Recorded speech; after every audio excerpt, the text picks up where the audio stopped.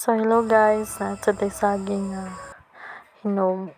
Ato siyang prituhon or maayo ang kaon. Hinog na mga na siya guys. Lamira man na siya prituhon nga walay sugar. Sorry kisa kung tingog ha, usog-usog usahay pagaw na magutani oy. Hayan ang natay mga gipangbuhat ba nga mga kuan.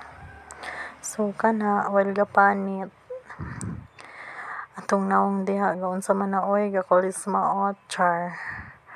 Perting ituman naman nato anig sigig nila aw sinuroy ra di ay. Bitaw guys, di ko karisbak ninyo na ko yasikaso. Importante sad niya akong yasikaso mo panalag sa dugay ko makaresbak.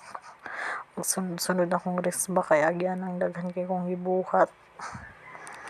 Ito na siyang prituhon na finished product na hinog na maguga siya o lami kayo pagkasaging. So nahuman na inana ang hitsura sa walay kalamay pero lami gihapon kay tagubtob pagprito. So ali na guys, mga ta ning saging mga people.